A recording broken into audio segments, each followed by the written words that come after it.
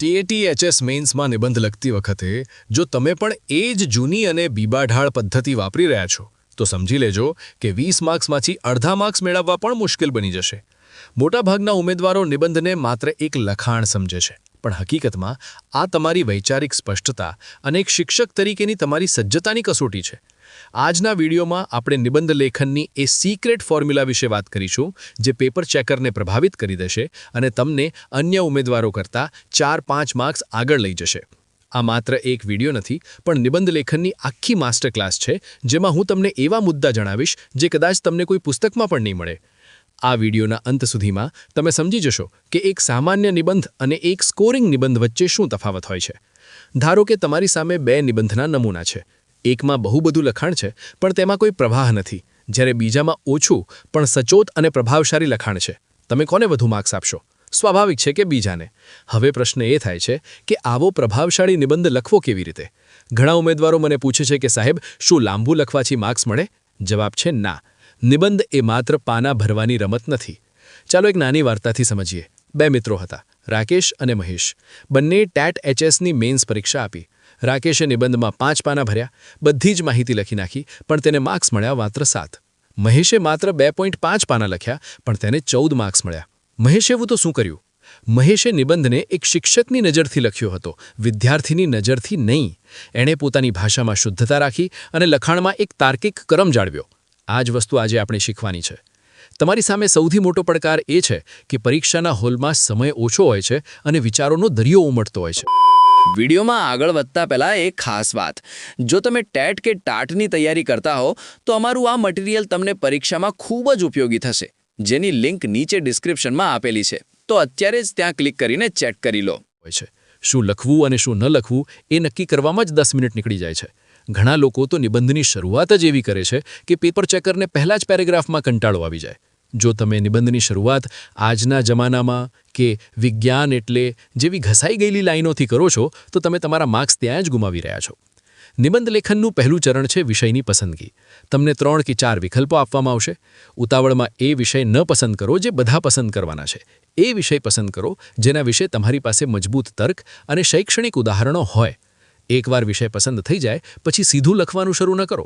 પહેલાં તમારા મગજમાં એક નકશો તૈયાર કરો કે મારે કયા મુદ્દા કયા ક્રમમાં લખવા છે. હવે વાત કરીએ નિબંધના માળખાની. નિબંધના મુખ્ય 3 સ્તંભ છે: પ્રસ્તાવના, મધ્યભાગ અને ઉપસંહાર. પ્રસ્તાવના એટલે નિબંધનું પ્રવેશદ્વાર. તે આકર્ષક હોવું જ જોઈએ. અહીં તમે કોઈ સચોટ પંક્તિ, કોઈ જાણીતો સુવિચાર કે વિષયની મજબૂત વ્યાખ્યાથી શરૂઆત કરી શકો છો. જો વિષય શિક્ષણને લગતો હોય તો સ્વામી વિવેકાનંદ કે મહાત્મા ગાંધીના કેળવણી વિશેના વિચારોથી શરૂઆત કરવી એ સોનામાં સુગંધ ભળે જેવું કામ કરશે. પ્રસ્તાવના વાંચતા જ પેપર ચેકરને લાગવું જોઈએ કે આ ઉમેદવાર પાસે વિષયની ઊંડી સમજ છે. ત્યારબાદ આવે છે મધ્યભાગ. આ તમારા નિબંધનું હૃદય છે. અહીં તમારે વિષયનું વિશ્લેષણ કરવાનું છે. આ ભાગને 2 થી 3 ફકરામાં વહેંચવો ખૂબ જરૂરી છે. યાદ રાખજો, ક્યારેય આખો નિબંધ એક જ મોટા ફકરામાં ન લખવો. દરેક ફકરામાં એક નવો વિચાર રજૂ કરો. દાખલા તરીકે જો તમે ડિજિટલ શિક્ષણ પર લખી રહ્યા છો તો એક ફકરામાં તેના ફાયદા લખો, બીજામાં તેની મર્યાદાઓ અને ત્રીજામાં તેને કેવી રીતે સુધારી શકાય તે વિશે લખો. અહીં તમારે શિક્ષણ જગતના જીવંત ઉદાહરણો આપવા જોઈએ. અહીં સૌથી મહત્વનો મુદ્દો એ છે કે તમે ઉચ્ચતર માધ્યમિકના શિક્ષક બનવા જઈ રહ્યા છો. એટલે તમારા નિબંધમાં નવી શિક્ષણ નીતિ એટલે કે NEP 2020નો ઉલ્લેખ હોવો ખૂબ જરૂરી છે. જો તમે સાંપ્રત પ્રવાહો અને સરકારની શૈક્ષણિક યોજનાઓ વિશે લખશો તો પેપર ચેકરને લાગશે કે તમે અપ ટુ ડેટ છો. તમારી ભાષામાં એક પ્રકારની ગંભીરતા અને સચોટતા હોવી જોઈએ. પ્રેક્ટિસની જગ્યાએ મહાવરો અને ખૂબ જની જગ્યાએ અત્યંત જેવા શબ્દો વાપરવાથી તમારું લખાણ વધુ સમૃદ્ધ લાગશે. લખાણમાં પ્રવાહ જાળવવો પણ એક કળા છે. એવું ન લાગવું જોઈએ કે તમે મુદ્દાઓ તોડી મરો. વિડીયોમાં આગળ વધતા પહેલાં એક ખાસ વાત. જો તમે ટેટ કે ટાટની તૈયારી કરતા હો તો અમારું આ મટીરિયલ તમને પરીક્ષામાં ખૂબ જ ઉપયોગી થશે, જેની લિંક નીચે ડિસ્ક્રિપ્શનમાં આપેલી છે. તો અત્યારે જ ત્યાં ક્લિક કરીને ચેક કરી લો. મરોડીને ભેગા કર્યા છે. એક વાક્ય બીજા વાક્ય સાથે અને એક ફકરો બીજા ફકરા સાથે કુદરતી રીતે જોડાયેલો હોવો જોઈએ. આ માટે તમે સંયોજકોનો ઉપયોગ કરી શકો છો, જેમ કે આ ઉપરાંત, પરિણામે, બીજી તરફ, નિષ્કર્ષમાં વગેરે. આ શબ્દો તમારા લખાણને એક સૂત્રમાં પરોવે છે.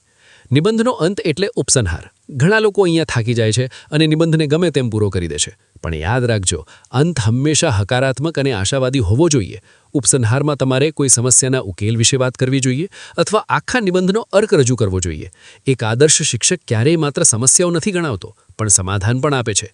અંતમાં જો કોઈ ભવિષ્યલક્ષી વિઝન હશે તો તમને પૂરા માર્ક્સ મળવાની શક્યતા વધી જશે. ભાષાની શુદ્ધતા વિશે જેટલું કહીએ એટલું ઓછું છે. જોડણીની ભૂલો એ તમારા માર્ક્સ કાપવાનું સૌથી મોટું કારણ છે. ક્ષતિરહિત જોડણી એ તમારી ભાષા સજ્જતાની ઓળખ છે. જો તમારી જોડણી કાચી હશે તો તમે ગમે તેટલું સારું લખ્યું હશે તો પણ પેપર ચેકર પર તેની ખરાબ ઇમ્પ્રેશન પડશે. અક્ષરો મરોડદાર અને સ્પષ્ટ હોવા જોઈએ. લખાણમાં છેકછાક ન કરો. જો કોઈ ભૂલ થાય તો માત્ર એક આડી લીટી દોરો, તેને ગૂંચશો નહીં. તમારે શબ્દ મર્યાદાનું પણ ધ્યાન રાખવાનું છે. 300 શબ્દો એટલે અંદાજે 2.5 થી 3 પાના. બહુ ટૂંકું લખવાથી એવું લાગશે કે તમારી પાસે વિચારોની અછત છે, અને બહુ લાંબુ લખવાથી સમય ખૂટી જશે અને કદાચ તમે વિષયથી ભટકી જશો. એટલે સચોટ અને મુદ્દાસર લખવું એ જ શ્રેષ્ઠ રસ્તો છે. ઘણા ઉમેદવારો પૂછે છે કે શું અમે અંગ્રેજી શબ્દો વાપરી શકીએ? પ્રયત્ન કરો કે તમે શુદ્ધ ગુજરાતી શબ્દો જ વાપરો. જો કોઈ એવો શબ્દ હોય જેનું ગુજરાતી ખૂબ અઘરું હોય તો તેને કૌંસમાં લખી શકાય, પણ બને ત્યાં સુધી ગુજરાતી ભાષાનું ગૌરવ જાળવવું. વિષય ગમે તે હોય, તેને હંમેશા સામાજિક મૂલ્યો અને શિક્ષણ સાથે સાંકળવાનો પ્રયત્ન કરજો. નિબંધ લેખન એ રાતોરાત આવડતી કળા નથી. આ માટે તમારે સતત મહાવરો કરવો પડશે. રોજ એક નવો વિષય લો અને તેના પર 250 થી 300 શબ્દો લખવાની પ્રેક્ટિસ કરો. લખ્યા પછી જાતે જ તેને વાંચો અને જુઓ કે ક્યાં ભૂલ રહી ગઈ છે. શું પ્રવાહ જળવાય છે? શું જોડણી સાચી છે? શું તમે સુવિચારો વાપર્યા છે? આ રીતે તમે ધીમે ધીમે નિબંધ લેખનમાં નિપુણ બની જશો.